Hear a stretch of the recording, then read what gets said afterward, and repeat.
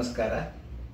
ನಾನು ನಿಮ್ಮ ಆತ್ಮೀಯ ವಾಸ್ತುಯೋಗಿ ಡಾಕ್ಟರ್ ರಮೇಶ್ ಕಾಮತ್.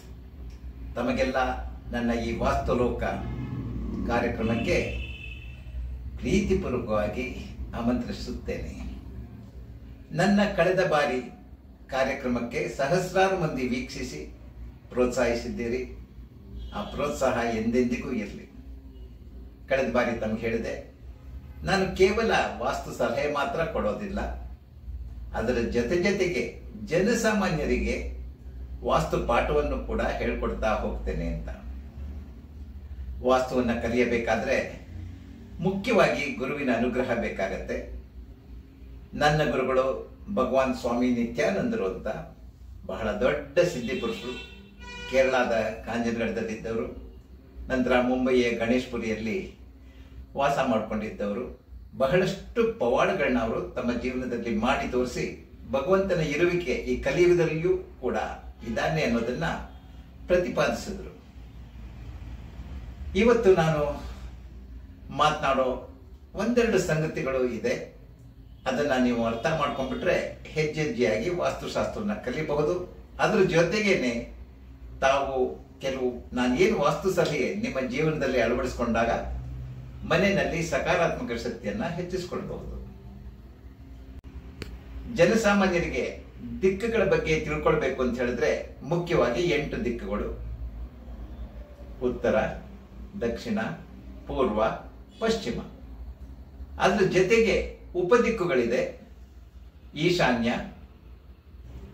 ಆಗ್ನೇಯ, ವಾಯುವ್ಯ ಮತ್ತೆ ನೈಋತ್ಯ. ತುಂಬಾ ಜನ ಕೇಳೋದು, ಸರ್ ಈ ದಿಕ್ಕುಗಳೇ ನಮಗೆ ಗೊತ್ತಾಗೋದಿಲ್ಲ ಸರ್, ಏನ್ ಕಂಪಾಸ್ ಇಟ್ಕೊಂಡು ನೋಡ್ಬೇಕಾ ಅಂತ. ಕಂಪಾಸ್ ಇಟ್ಕೊಂಡು ನೋಡೋದು ಒಂದು ವಿಧಾನ, ವೈಜ್ಞಾನಿಕವಾಗಿ ಸರಿಯಾಗಿರುತ್ತೆ.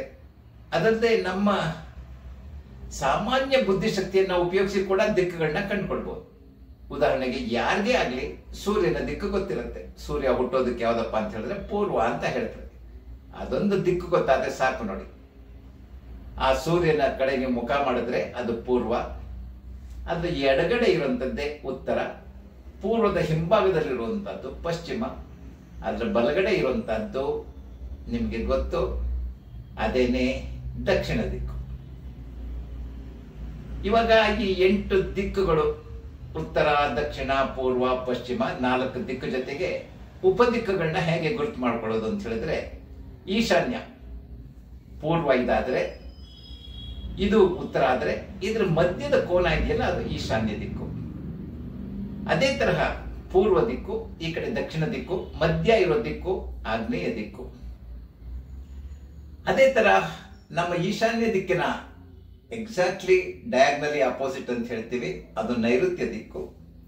ಆಗ್ನೇಯ ದಿಕ್ಕಿನ ಎಕ್ಸಾಕ್ಟ್ಲಿ ಡಯಾಗ್ನಲಿ ಅಪೋಸಿಟ್ ಏನ್ ಬರುತ್ತೆ ಅದು ವಾಯುವ್ಯ ದಿಕ್ಕು ಅಂತ ಹೇಳಿದ್ರೆ ಉತ್ತರ.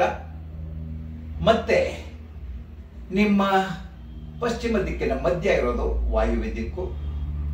ಹಾಗೇನೆ ದಕ್ಷಿಣ ಮತ್ತೆ ನಿಮ್ಮ ಪಶ್ಚಿಮ ದಿಕ್ಕಿನ ಮಧ್ಯ ಇರುವಂತದ್ದೇ ನೈಋತ್ಯ ದಿಕ್ಕು. ಮೊದಲಿಗೆ 8 ದಿಕ್ಕುಗಳನ್ನ ಸರಿಯಾಗಿ ಅರ್ಥ ಮಾಡ್ಕೊಳ್ಳಿ.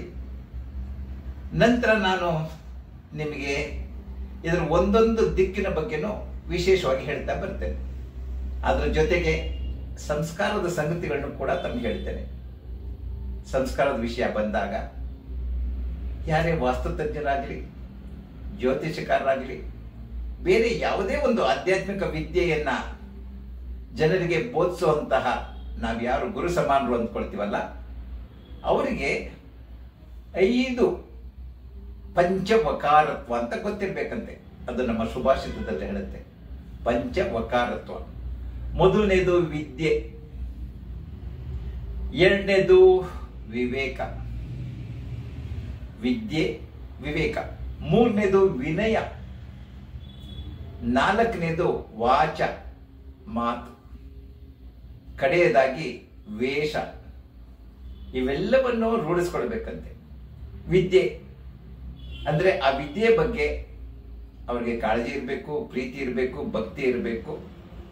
ಅದನ್ನ ಹಲವಾರು ಗುರುಗಳ ಮೂಲಕ, ಪುಸ್ತಕದ ಮೂಲಕ, ಅನುಭವದ ಮೂಲಕ ಅರ್ಥಕೊಳ್ಳಬೇಕು. ಅದು ವಿದ್ಯೆ. ವಿದ್ಯೆ ಬಂತು ಅಂದ್ಬಿಟ್ಟು ಗರ್ವ ಪಡಬಾರ್ದು. ವಿನಯವಾಗಿ ವರ್ತಿಸ್ಬೇಕು. ಯಾರೇ ಬಂದರೂ ಕೂಡ ಅವ್ರಿಗೆ ವಿನಯವಾಗಿ ಮಾತಾಡಿಸ್ಬೇಕಂತೆ. ಸಿಟ್ಟಿನಿಂದ ಮಾತಾಡಬಾರ್ದು, ನನ್ ವಿದ್ಯೆ ಗೊತ್ತಿದೆ ಅಂತ. ಮತ್ತೆ ವಿವೇಕ, ಕೇಳಿದವ್ರಿಗೆಲ್ಲ ಕೊಡಬಾರ್ದಂತೆ, ಅಪಾತ್ರರಿಗೆ ದಾನ ಮಾಡಬಾರ್ದಂತೆ. ಆ ಒಂದು ವಿವೇಕ ಶಕ್ತಿ ನಿಮ್ಮಲ್ಲಿ ಇರಬೇಕು. ಯಾರೋ ರಾಜಕಾರಣಿ ಬರ್ತಾರೆ, ಸ್ವಾಮಿ ನಾನು ಮಂತ್ರಿ ಆಗ್ಬೇಕು, ನಗೀದಾಗ್ಬೇಕು, ವಾಸ್ತು ಪ್ರಕಾರ ಏನು? ವಾಸ್ತು ಇರೋದು ಅಧಿಕಾರ ಕೊಡೋದಕ್ಕೆ, ಹಣ ಕೊಡೋದಕ್ಕೆ, ಯಾವುದಕ್ಕೂ ಅಲ್ಲ. ಮನುಷ್ಯನಾಗಿರೋದಕ್ಕೆ, ಮನುಷ್ಯ ಸಂಸ್ಕಾರವಂತ ವ್ಯಕ್ತಿಯಾಗಿರ್ಲಿಕ್ಕೆ, ಅವನ ಜೀವನದಲ್ಲಿ ಸುಖ, ಸಂತೋಷ, ನೆಮ್ಮದಿ, ಕೀರ್ತಿ, ಯಶಸ್ಸು, ಐಶ್ವರ್ಯ, ಆರೋಗ್ಯ ಎಲ್ಲವನ್ನು ಗಳಿಸ್ಲಿಕ್ಕೆ ಇರುವಂತದ್ದು ವಾಸ್ತು. ಸ್ವಾರ್ಥಕ್ಕೋಸ್ಕರ ಖಂಡಿತ ಅಲ್ಲ. ಈಗ ನಿಮ್ಮ ಮನೆಯಲ್ಲಿ ವಾಸ್ತು ವೃದ್ಧಿಯನ್ನ ಮಾಡ್ಕೊಳ್ಬೇಕಾದ್ರೆ ಮುಖ್ಯವಾಗಿ ಕಳೆದ ಬಾರಿ ಹೇಳಿದೆ, ಈ ತರದ ಒಂದು ಹುತ್ತದ ಮಣ್ಣಿನ ವಾಸ್ತು ದೀಪವನ್ನ ನೀವು ಮನೆಯಲ್ಲಿ ಪ್ರತಿದಿನ ಒರೆಸಿ. ಎಂತಹ ಸಮಸ್ಯೆ ಇದ್ರೂ ಕೂಡ ಅದನ್ನ ನಿವಾರಣೆ ಮಾಡುವಂತಹ ಶಕ್ತಿ ಈ ಒಂದು ದೀಪಕ್ಕಿದೆ. ಈ ದೀಪದಲ್ಲಿ 3 ಬಗೆಯ ಮಣ್ಣಿದೆ. ಒಂದು ಕೃಷ್ಣ ಜೇಡ, ಶುಕ್ಲ ಜೇಡ, ಮತ್ತೆ ನಾಗಜೇಡ ಅಂತ. ನಾಗಜೇಡ ಅಂದ್ರೆ ಹುತ್ತದ ಮಣ್ಣು. ಆತರ 3 ಮಣ್ಣಿಂದ ಮಾಡಲ್ಪಟ್ಟಂತಹ ದೀಪ. ಇದರಲ್ಲಿ ಪಂಚಭೂತಗಳು ಕೂಡ ಅಡಗಿದೆ. ಎಂತಹ ಪಂಚಭೂತ ದೋಷಗಳಿದ್ರು ಕೂಡ ನಿವಾರಣೆ ಮಾಡುವಂತಹ ಶಕ್ತಿ ಇದರಲ್ಲಿರುತ್ತೆ. ಆದ್ರಿಂದ ನನ್ನ ವೀಕ್ಷಕರಿಗೆ ಹೇಳೋದೇನಪ್ಪಾ ಅಂತ ಹೇಳಿದ್ರೆ, ಮನೆಯಲ್ಲಿ ಏನೇ ಇಟ್ಕೊಳ್ಳದೆ ಹೋದ್ರೂ ವಾಸ್ತು ಸರಿ ಮಾಡ್ಬೇಕು ಅಂತಾದ್ರೆ ಫಸ್ಟ್ ಏಡ್ ಆಗಿ, ಪ್ರಥಮ ಚಿಕಿತ್ಸೆಯಾಗಿ ನೀವು ನಿಮ್ಮ ಮನೆಯಲ್ಲಿ ಇಟ್ಕೊಳ್ಬೇಕಾದಂತದ್ದು ಈ ವಾಸ್ತು ದೀಪ.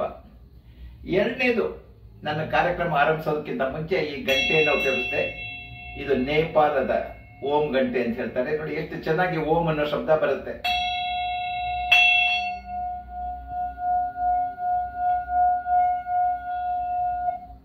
ಈ ಗಂಟೆ ಬ್ರಾಂಜ್ ಗಂಟೆ ಅಲ್ಲ, 9 ಮೆಟಲ್ ಇಂದ ಮಾಡಿರ್ತಾರೆ. ನವಗ್ರಹಕ್ಕೆ ಸಂಬಂಧಪಟ್ಟಂತಹ ಲೋಹಗಳು, ಚಿನ್ನ, ಬೆಳ್ಳಿ, ಕಾಪರ್, ಟೈಟಾನಿಕ್, ಬೇಕಾದಷ್ಟು ಬೇರೆ ಬೇರೆ, ಆರ್ಕೊಲೈಟ್, ಈ ತರಹ ಲೋಹಗಳಿಂದ ಮಾಡಿದಂತಹ, ಗ್ರಹಕ್ಕೆ ಸಂಬಂಧಪಟ್ಟಂತಹ ಲೋಹಗಳಿಂದ ಮಾಡಿರ್ತಾರೆ.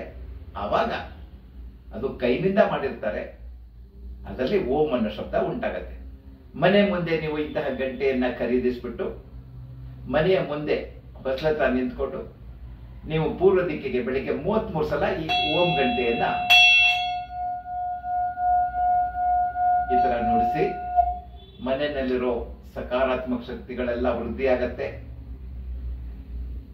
ನಕಾರಾತ್ಮಕ ಶಕ್ತಿ ಮನೆಯಿಂದ ದೂರ ಆಗತ್ತೆ. ಪ್ರಕೃತಿಯಿಂದ ಸೆಳೆದುಕೊಳ್ಳುತ್ತೆ ಇದು ಎಲ್ಲ ಸಕಾರಾತ್ಮಕ ಶಕ್ತಿಯನ್ನ.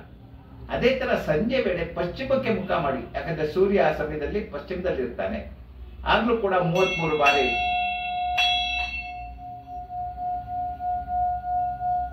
ಇದರ ಓಂ ಗಂಟೆಯನ್ನ ನೀವು ಮನೆಯಲ್ಲಿ ನುಡಿಸೋದ್ರಿಂದ ಮನೆಯಲ್ಲಿ ವಾಸ್ತು ವೃದ್ಧಿ ಆಗತ್ತೆ ಅಂತ ಹೇಳ್ತಾ ಇವತ್ತಿನ ಕಾರ್ಯಕ್ರಮ ಮುಗಿಸ್ತೇನೆ.